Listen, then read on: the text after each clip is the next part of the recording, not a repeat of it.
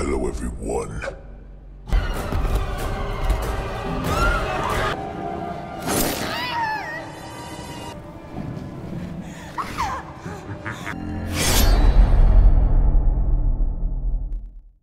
Ang pelikula ay nagbubukas pagkatapos ng mga kaganapan sa unang pelikula, kung saan ang batang si Christopher ay nakipagkaibigan kay Winnie the Pooh at sa mga kauri nito sa 100-acre woods. Si Christopher ang naghahatid sa kanila noon ng regular na pagkain hanggang sa lumisan siya para pumasok sa kolehiyo, at bilang resulta, nagsimulang magutom ang mga nilalang. Pagkatapos ang mga nilalang na ito ay nagsimulang kainin ng mga tao, ngunit kahit papaano ay nakatakas si Christopher mula sa kanila. Bagamat ang ating bida na si Christopher ay nagawang makalabas ng buhay, karamihan sa mga taong bayan ay tumangging maniwala sa kanyang kwento na dahil dito unti-unti siyang naging outcast ng lipunan. Pero mayroon din namang isang maliit na grupo ng mga lokal na naniniwala kay Christopher. Desididong patayin ang mga nilalang, hinanap ng mga taong ito ang 100-acre woods sa loob ng maraming buwan, ngunit hindi nila matagpuan ang mga nilalang dahil si Pooh at ang kanyang mga kauri ay nagpalipat-lipat ng taguan.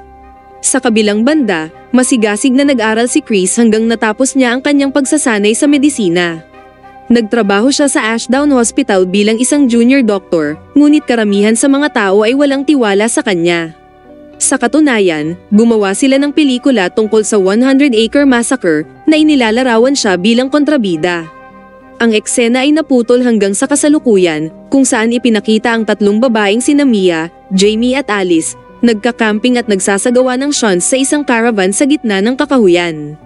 Nang matatapos na sana nila ang huling hakbang, isang hindi nakikitang puwersa ang yumanig sa kanilang caravan. Ipinalagay nila na tagumpay silang natawag ang espiritu.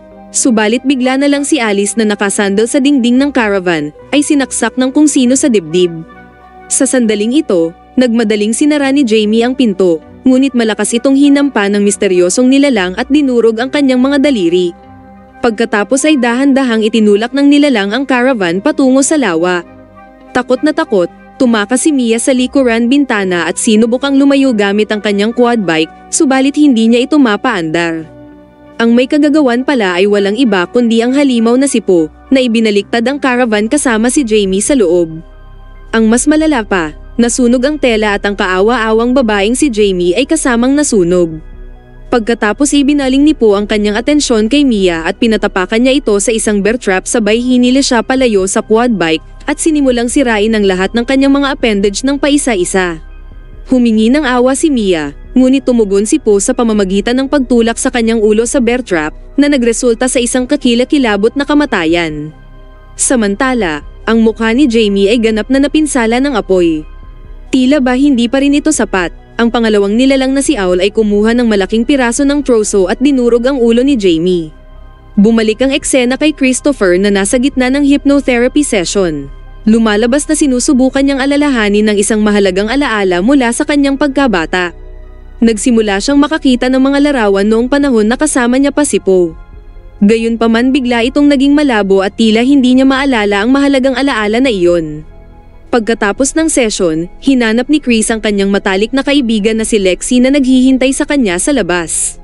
Sa kabila ng lahat ng kontrobersya sa paligid ni Chris, si Lexi ay nanatili pa rin sa kanyang tabi at naniniwala sa kanyang kwento.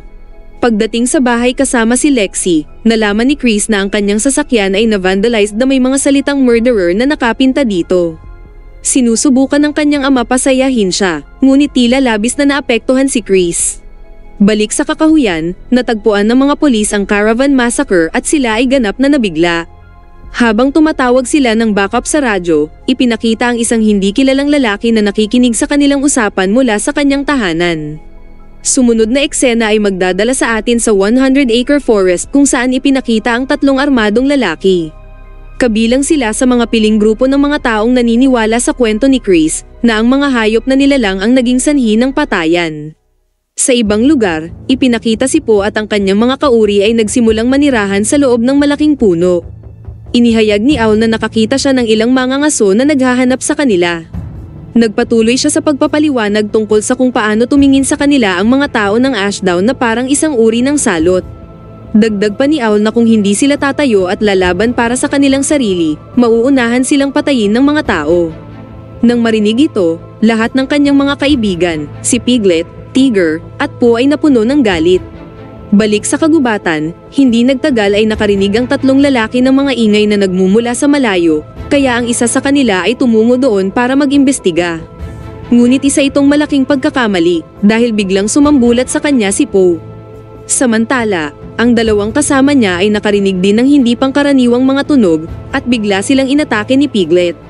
Nang makita ng dalawa si Piglet, lalo nilang napatunayan na totoo ang mga kwento ni Chris, sabay pinatay ang nilalang. Hindi nagtagal, nakita nila ang kanilang kaibigan na nasa vegetative state na natanggal ang leeg. Lumitaw si Po at ginamit ang shotgun ni Daryl upang pasabugin ang mukha nilang dalawa. Sa resulta, makikita natin na ang pangalawang lalaki, na ang mukha ay natangay ay buhay pa rin, at kahit papaano ay gumawa siya ng paraan para makaalis sa kagubatan. Kinaumagahan, si Chris ay nasa ospital, nakikibahagi sa kanyang mga regular na tungkulin. Sa kasamaang palad, sinabihan siya ng kanyang superior na pinapatalsik na siya sa trabaho. Ang dahilan ng lalaki na bagaman si Chris ay mahusay sa trabaho, ang kanyang nakaraang kasaysayan ay lumikha ng negatibong epekto sa ospital. Walang choice si Chris kundi tanggapin ang kanyang resignation. Sa sandaling iyon, nakita niya ang isang janitor na sa tingin niya ay pamilyar nang biglang sumugod sa hallway ang ilang nurse kasama ang lalaking nakaligtas kanina sa gubat. Agad siyang nakilala ni Chris na kaibigan niya pala sa eskwelahan na si Aaron, at nagtataka kung ano ang sanhi ng kanyang mga pinsala. Dahil sa pagkawasak ng mga pangyayari sa araw na iyon, umuwi si Chris sa bahay at nakipaglaro sa nakababata niyang kapatid na si Ella. Si Ella lang ang taong hindi nagja-judge sa kanya at nagpapangiti sa kanya. Sa kagubatan, isang ama ang nagtuturo sa kanyang anak tungkol sa iba't ibang mga uri ng ibon. Nang sumilip ang batang lalaki sa binocular, bigla niyang nasaksihan ang nilalang na si Owl, pagkatapos biglang inatake ni Owl ang kanyang ama. Mamaya ay makikita si Po at Owl na itinapon ang labi ng lalaki sa ilog. Sumunod na eksena, si Chris ay nasa kanyang karaniwang hypnotherapy session. Pilit niyang inaalala kung ano ang nangyari sa nakaraan. Habang siya ay may mga pangitain kay Po, isang pagsasalaysay ang nagbunyag na si Po ay talagang palaging masama. Kumakain na talaga siya ng laman loob noon tulad ng ginagawa niya ngayon, ngunit si Chris, dahil sa pagiging walang muwang at inosente, ay hindi maintindihan iyon. Pagkatapos, ang mga alaala ay lumipat sa kaarawan ng kanyang kapatid na si Billy. Ilang bata ang dumating para sa okasyon. Ngunit bigla na lang, nasaksihan ni Chris ang pagpasok ni Billy sa isang van, at nakita niya ang mukha ng kidnapper, subalit malabo pa rin ang alaala niya kaya hindi niya matukoy kung sino ito. Sa kagubatan, isang grupo ng mga pulis ang sa wakas nahanap ang pugad ng mga halimaw. Gulat na gulat sila nang makita ang mga naputol na labi ng tao at iba pang kakaibang bagay na nakalatag sa paligid. Gaya ng inaasahan, nahulog na pala sila sa bitag ng mga halimaw at pinatay sila isa-isa. Samantala si Chris ay nasa bahay, sinimulan niya ang paghahanap sa pagkakakilanlan ng mga kidnapper. Nagsasaliksik siya sa internet tungkol sa mga krimen na naganap noong 2003, the same year nung nawala si Billy.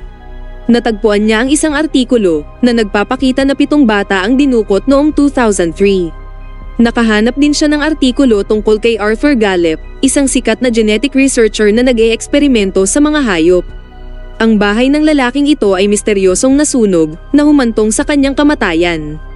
Kinaumagahan, binisita ng isang pulis si Chris na may dalang mahalagang balita. Ipinahayag niya na si Aaron ay nagkamalay, ngunit tumangging makipag-usap sa sino man maliban kay Chris. Binisita ni Chris si Aaron at tinanong ang tungkol sa nangyari. Sa kanyang pagtataka, tumugon si Aaron sa pamamagitan ng pagsulat sa isang pisara, "Tama ka." Napagtanto agad ni Chris na inatake siya ng mga nilalang. Pagkatapos ay sumulat muli si Aaron, ginawa nila ito, at kumilos upang buksan ang kanyang mga bendahe, na inihayag ang kanyang malagim na sugat sa mukha. Sa mga sandaling ito, nakita ni Chris ang kaparehong janitor mula kanina na sumilip sa bintana, at dito niya tuluyang naalala na ang janitor ang dumukot kay Billy noon. Sa ibang lugar, isa sa mga kaibigan ni Chris ay naliligo sa bahay, nang makarinig siya ng ingay sa kabilang kwarto. Nang suriin niya ito, laking gulat niya nang matuklasan ang mga piraso ng karne at labi sa sahig. Agad siyang tumungo sa labas, pero sinalubong siya ni Owl. Sumuka si Owl ng asido sa kanyang mukha, bago siya brutal na sinaksak hanggang sa mamatay. Sinisimulan ni Chris ang pagbuntot sa janitor saan man ito magpunta. Sa wakas nahanap niya ang bahay ng janitor sabay pinasok ito ng lihim na may hawak na armas. Nang makaharap ang lalaki, sinubukan nitong umarte ng inosente sa una, ngunit sa wakas ay nagsalita na rin ito. Ibinunyag ng janitor na binayaran siya noon ni Dr. Gallup upang kidnapin ang ilang bata, at bilang kapalit ay hindi na siya pagbabayarin ng kanyang mga utang sa doktor. Dagdag niya pa na ang baliw na doktor ay nagsasagawa ng eksperimento sa mga batang iyon kung saan binabago niya ang kanilang mga gene, pinagsasama ang kanilang DNA sa DNA ng hayop upang maglikha ng kakaibang nilalang na kalahating tao at kalahating hayop. Si Dr. Gallup kalaunan ay naging matagumpay sa kanyang mga eksperimento. Gayunpaman, nang mapagtanto niya na masyadong mapanganib ang mga nilikha niya, nagpasya rin siyang patayin ang mga ito. Nalaman ng janitor ang tungkol sa intensyon ni Dr. Gallup kaya sinundan niya ang doktor sa 100-acre woods. Hinimok niya ang doktor na huwag patayin ang mga bata, ngunit ang janitor ay lasing na lasing sa oras na iyon at siya ay nahimatay. Nang magising siya, natuklasan niya na inilibing na ni Dr. Gallup ang mga bata matapos silang patayin. Sa sobrang galit, pinatay ng janitor si Dr. Gallup. Subalit ang mga inilibing na bata ay hindi pa talaga patay. Lumabas sila sa kanilang mga libingan na parang mga zombie at nagdulot na ng kaguluhan mula noon. Sa resulta ng insidente, ang janitor ay pumunta sa lab ni Dr. Gallup, kinuha ang lahat ng mga dokumento na maaaring humantong sa kanyang pag-aresto at sinunog lahat ng ito. Ang janitor ay labis raw na nagsisisi sa mga krimen na ginawa niya sa nakaraan, pagkatapos tinapos niya ang kanyang pagsasalita sa pamamagitan ng pagbaril sa kanyang sarili sa ulo, na labis na ikinagulat ni Chris. Sa kabilang banda, kasama ni Lexi ang kanyang nakababatang kapatid sa bahay nila. Nang may narinig silang pumasok sa kanilang bahay, agad na nagtago ang dalawa sa loob ng isang maliit na kurtina, at pinatakbo nila ang isang laruang sasakyan na may nakalagay na kamera. Dinala nila ito sa main door at napansin ng dambuhalang lalaki na walang iba kundi si Poe. Hindi nagtagal, umakyat ang halimaw at nagawang subaybayan ang kanilang lokasyon, ngunit si Lexi at ang bata kahit papaano ay nakatakas. Ilang pulis ang nasa labas, at balisang ipinaliwanag ni Lexi na may isang nilalang sa loob ng bahay, ngunit sa una ay hindi siya pinaniniwalaan kaya ipinadala nila ang babaeng pulis upang imbestigahan ang bagay na ito. Sa kasamaang palad ang babaeng pulis ay agad na inatake ni Poe, na pinunit ang kanyang kamay para isaksak sa kanyang mukha. Sa ibang lugar, kinuha ni Chris ang maraming gamit sa bahay ng janitor, kasama ang mga personal na voice recording ni Dr. Gallup at iba pang mga tala. Sa isa sa mga recording, binanggit ng doktor kung paano gumagana ang kanyang mga eksperimento sa mga bata. Ang mga bata ay iniugnay niya ang kanilang genetic sequence sa anyo ng mga hayop.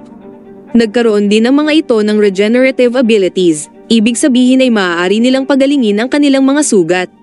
Noon lang, nakatanggap si Chris ng tawag mula kay Lexi at pinaalam sa kanya ang tungkol sa sitwasyon. Inihayag din niya na natagpuan ng mga pulis ang isa sa kanilang kaibigan na namatay kanina sa kanyang bahay, at binalaan si Chris na agad tawagan ang mga magulang niya dahil maaaring nasa panganib din sila. Sa kasamaang palad, huli na dahil dumating na si Poe sa bahay ni Chris. Pumasok siya sa loob ng bahay, at unang pinatay ang nanay ni Chris sa pamamagitan ng paulit-ulit na paghampas sa kanyang ulo sa ilang matulis na kutsilyo. Narinig ng tatay ni Chris ang komosyon at agad siyang bumaba kaya siya ang naging sumunod na biktima ni Poe. Nahanap ni Poe ang kapatid na babae ni Chris, at ang eksena ay biglang nagbago kung saan nakatingin siya sa larawan ni Chris noong bata pa siya. Di nagtagal, dumating si Chris sa bahay, at tumambad sa kanya ang bangkay ng kanyang mga magulang. Ganap itong nagpawasak sa kanya, at agad niyang naisip ang kanyang kapatid kaya nagmadali siyang hanapin si Ella sa silid nito pero hindi na niya ito natagpuan. Sa kabilang bahagi ng bayan, may isinasagawang post-pusang rave party. Walang kaalam-alam na ito na ang kanilang huling party kailanman. Maya-maya, dumating si Poe sa venue, at sinimulang patayin ang mga inosenteng tao ng sunod-sunod. Hindi nagtagal ay sumabog ang kaguluhan sa loob ng bulwagan nang mangyari ang pagpatay sa harap ng lahat. Sa kasamaang palad, habang nagmamadali silang lumabas, isa pang halimaw na si Tigger ang sumali sa party. Gamit ang kanyang matutulis na kuko at flexible na katawan, pinagpupuputol niya ang ilang mga babae habang tinatawag silang bitch. Samantala, si Chris, na gustong hanapin ang kanyang kapatid, ay nabalitaan sa radyo ang tungkol sa kaguluhan sa party. Napagtanto na naroon ang mga halimaw, kinuha niya ang kanyang baril at tumungo sa party. Sa lalong madaling panahon ay dumating siya sa venue, nasaksihan ang mga bangkay ng daan-daang tao na nakahandusay. Pagkatapos ay pumunta si Chris sa isang silid, kung saan nakita niya ang isang babae na humihinga pa. Habang sinusubukan niyang kausapin siya, hinarap siya ni Tigger mula sa likuran, ngunit buong tapang na binaril ni Chris ang nilalang sa tiyan. Nagpaulan siya ng putok, dahilan para tumakas si Tigger na may matinding pinsala. Kasabay nito, patuloy pa rin si Po sa karumal-dumal niyang pagpatay sa kanyang mga biktima. Kasunod nito, nagmadali si Chris sa 100-acre woods, umaasa na mahanap ang kanyang kapatid na babae. Ilang sandali lamang matapos, dumating si Po sa pinangyarihan, may hawak na chainsaw sa kamay. Desperadong nagtanong si Chris kay Po kung nasaan ang kapatid niya, ngunit sa halip ay pinaandar ni Po ang chainsaw at sinimulan siyang habulin. Parang pusa at daga silang naghahabulan, hanggang si Chris ay humandusay sa lupa, at nang aatakihin na sana siya ni Po, may nakita ito na naging dahilan upang malaglag niya ang chainsaw at hindi pinansin si Chris. Lumakad siya ng ilang hakbang pasulong, kung saan nakita niya ang mismong libingan na kanyang nilabasan.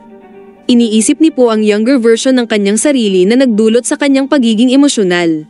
Nang makita ito, tinawag siya ni Chris sa pangalang Billy, at dito isiniwalat na si Po pala ay walang iba kundi ang kanyang kapatid na si Billy. Humingi siya ng tawad para sa kanyang pinagdaanan, ngunit nakikiusap na palayain ang kanyang kapatid na babae. Gayunpaman, si Po ngayon ay wala nang pakialam sa pamilya sabay sinakal niya si Chris. Dumating si Lexi para iligtas si Chris, ngunit nang papatayin na ni Po si Lexi, kumuha si Chris ng palakol, at inatake sa ulo si Po na sa wakas ay pinatay siya. Pagkatapos ng insidenteng ito, lumabas ng kagubatan sina Chris at Lexi kung saan hinihintay sila ng mga pulis. Isang opisyal ang nagpahayag na natagpuan nila si Ella sa bahay na walang pinsala. Lumalabas na hindi kailanman inatake ni Po ang batang babae. Sa huling eksena, dinala tayo sa pugad ng mga halimaw, kung saan dinala ni Owl ang lahat ng kanyang namatay na kaibigan kabilang si Po, Tigger, at Piglet. Nilagyan niya ng malagkit na likido ang kanilang mga sugat, at tumawa ng baliw habang nagsisimula silang muling nabubuhay. Nagtatapos ang pelikula nang sabihin ni Owl na, babalik kaming lahat para sa iyo Christopher Robin. We'll all be back. For you, Christopher Robin.